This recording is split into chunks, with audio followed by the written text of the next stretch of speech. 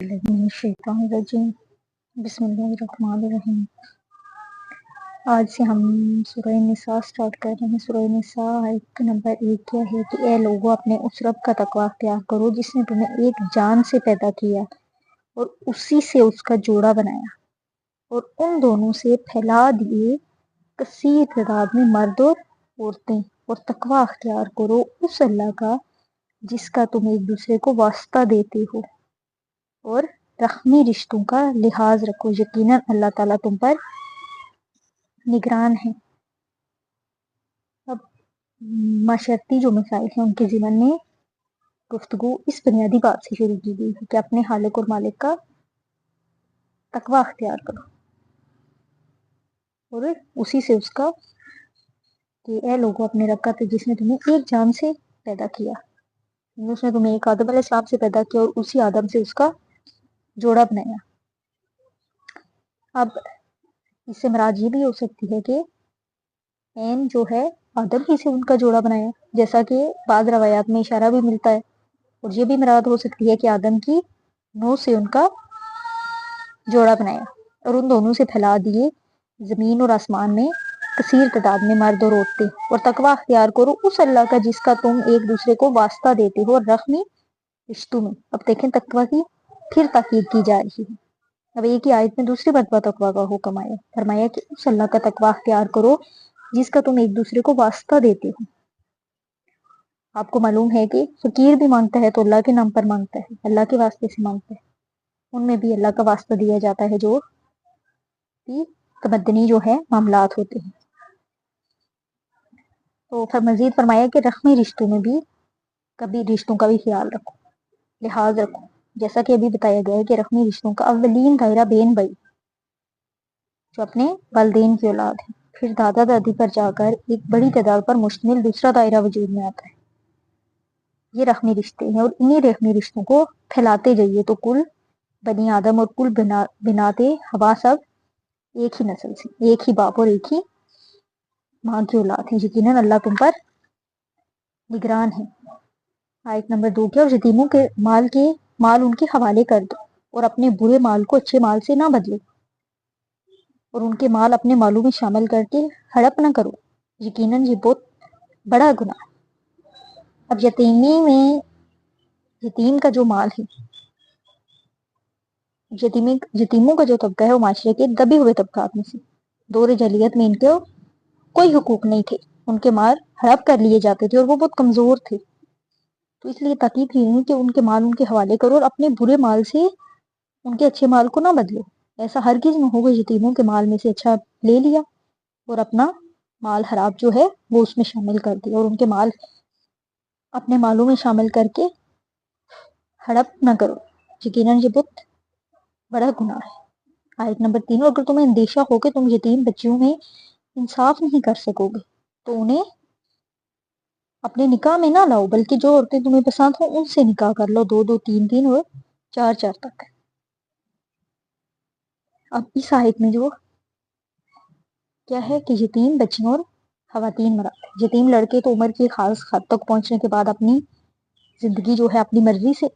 گزار لیتی ہیں، لیکن جو لڑکیاں ہیں ان کا معاملہ یہ ہوتا ہے کہ ان کے ولی اور سرپرست ان کے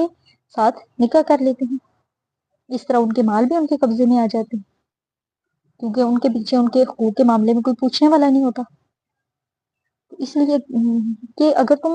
ان سے انصاف نہیں کر سکتے تو انہیں اپنے نکاح میں نہ لاؤ، لیکن اگر تمہیں اندیشہ ہو کہ ان کے درمیان عدل نہ کر سکو گے تو پھر بس ایک ہی پہ بس کہ جو عورتیں تمہیں پسند ہوں ان میں سے نکاح کر لو،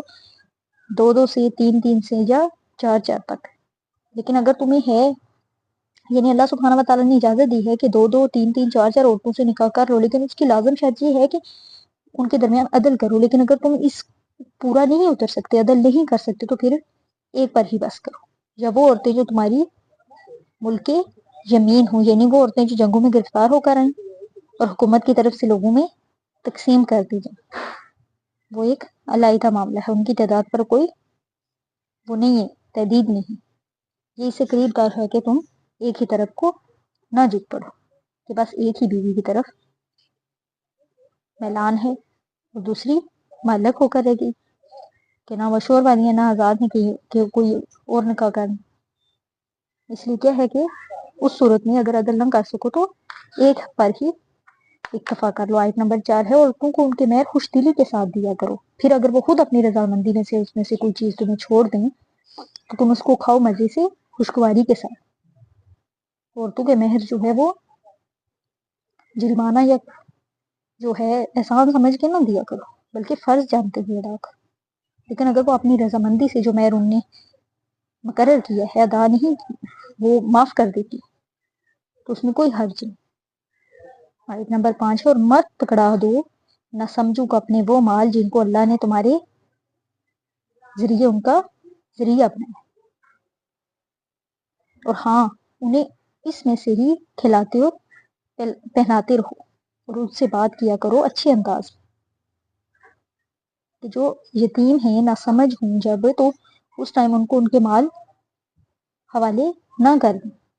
کہ وہ بیجا استعمال کر کے تو وہ اس کو خرچ کر دیں، بلکہ جب وہ اچھی عمر کو پہنچے، سمجھداری کی عمر کو پہنچے تو پھر ان کے مال ان کے حوالے کر دو، البتہ ان میں سے ہی ان کے کھانے پلانے کا انتظام کرو، یہ اس میں کوئی حرج نہیں، اور ان سے اچھے انداز سے بات کیا کرو۔ آیت نمبر 6، اور یتیموں کی جانچ پرکھ کرتے رہو جہاں تک کہ وہ نکاح کی عمر پہ پہنچے، پھر اگر تم ان کے اندر سوجھ بوجھ پاؤ تو ان کے مال ان کے حوالے کر دو، اور اسے ہڑپ نہ کر جاؤ اسراف اور جلد بازی کر کے کہ وہ بڑے ہو جائیں گے، اور جو کوئی غنی ہو اس کو چاہیے کہ وہ پرہیز کرے، اور جو کوئی محتاج ہو تو کھائے دستور کے مطابق، پھر جب تم ان کے مال ان کے حوالے کر دو تو اس پر گواہ ٹھہرا دے، اور اللہ کافی ہے حساب لینے کے لیے۔ یعنی ان کے یتیموں کے جانچ پرکھ کرتے رہو اس وقت تک کہ جب وہ نکاح کی عمر، پھر ان کے اندر اگر سمجھ سوجھ بوجھ پاؤ، محسوس کرو کہ یہ باشعور ہو گئے، سمجھدار ہو گئے ہیں، عقل مند ہو گئے، تو ان کے مال جو ہیں ان کے حوالے کر دو، اور اس طرح سے ان کا مال زیادہ زیادہ خرچ کر کے جلد بازی کر کے خرچ نہ کرو کہ وہ بڑے ہو جائیں گے تو ان کے مال جو ہے حوالے کرنا ہے، لہٰذا اس سے پہلے ہی جتنا ہم لپیٹ سکے تو اس کو لپیٹ لیں۔ لیکن اگر کوئی غنی ہو، اللہ نے اس کو دے رکھا ہے، تو یتیم کے مال سے اسے کچھ بھی لینے کا حق نہیں ہے۔ ہاں جو کوئی محتاج ہے تو وہ دستور کے مطابق اس میں سے یتیم کی نگہداشت کے لیے لے سکتا ہے۔ پھر ان کے مال، جب ان کے مال ان کے حوالے کرو تو اس پر گواہ ٹھہراؤ، یعنی گواہ کی موجودگی میں ان کا مال ان کے حوالے کیا جائے کہ ان کی یہ چیزیں آج تک میری پاس تھی امانت، اور اب میں ان کے حوالے کر دوں۔ یہ دنیا کا معاملہ ہے، اس کے لیے لکھنا پڑھنا جو ہے اور شہادت ہے، باقی اصل حساب تو اللہ کے ہاں جا کر دینا۔ آیت نمبر 7 ہے، اور مردوں کے لیے بھی حصہ ہے اس میں سے جو ترکہ چھوڑا ہو والدین نے اور رشتہ داروں نے، اور عورتوں کا بھی حصہ ہے اس میں سے جو ترکہ ہے والدین اور رشتہ داروں کا، اور چاہے وہ وراثت تھوڑی ہو یا زیادہ ہو، یہ حصہ فرض کیا گیا ہے۔ یعنی جو مردوں کے لیے اس میں سے حصہ ہے جو والدین اور رشتہ داروں نے چھوڑا ہو ترکہ، عورتوں کا بھی حصہ ہے اس میں۔ اب یہاں پہلی مرتبہ عورتوں کو وراثت کا حق دیا گیا ہے، ورنہ اسلام سے قبل معاشرے میں عورت کا کوئی وراثت کا حق نہیں تھا۔ کہا جائے چاہے وراثت تھوڑی ہو یا زیادہ، اس میں عورتوں کا بھی حصہ ہے اور مرد کا بھی، اور اللہ کا قانون اس پر ہر صورت میں پوری طرح نافذ ہونا چاہیے۔ یہ اللہ کی طرف سے حصہ فرض کیا گیا۔ آگے ہم پڑھیں گے کہ یہ جو وراثت کے ریلیٹڈ ہے کس طرح بار بار تاکید آ رہی، لیکن آج ہم دیکھتے ہیں کہ ہمارے معاشرے میں اللہ تعالیٰ کے اس حکم کی کس طرح سے دھجیاں بکھیری جا رہی۔ آیت نمبر 8 ہے، اور جب حاضر ہوں تقسیم کے وقت قرابت دار، یتیم اور محتاج تو انہیں بھی کچھ دے دلا دو اس میں سے، اور ان سے معقول انداز میں بات کرو۔ یعنی جب وراثت کی تقسیم ہو رہی ہو تو اب اگر وہاں کچھ قرابت دار اور یتیم اور کچھ محتاج بھی آ جائیں تو ان کو بھی کچھ دے دلا دو۔ وہ دیکھ رہے ہیں کہ وراثت تقسیم ہو رہی ہے، بالکل محتاج ہیں، تو ان کے احساس محرومی کا جو بھی مطالبہ ہو سکتا ہے ان سے اچھے انداز میں بات کرو، جو کون نہیں کہ ہماری وراثت تقسیم ہو رہی ہے ابھی تم یہاں آ گئے۔ آیت نمبر 9 ہے، اور ڈرتے رہنا چاہیے ان لوگوں کو کہ اگر انہوں نے بھی چھوڑے ہوتے اپنے پیچھے ناتواں بچے تو ان کے بارے میں انہیں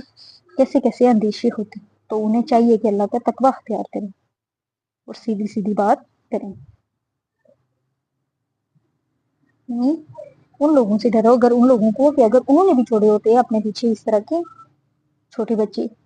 تو ان کے بارے میں انہیں خیال کرنا چاہیے. یہ یتیم جو اس وقت آ گئے یہ بھی کسی کے بچے ہیں, کسی کے سر پہ باپ کا سایہ نہیں رہا, لہٰذا ان پر شفقت کا ہاتھ رکھیں.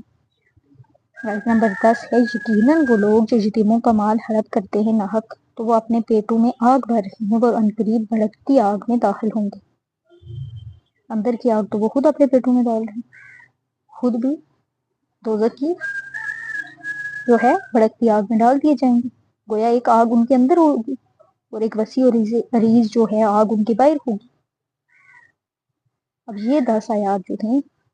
سورہ النساء کا پہلا رکوع تھا, یہ بڑی جامع ہے, جن میں معاشرے کے پسماندہ طبقات میں سے ایک کا خیال کر کے نہایت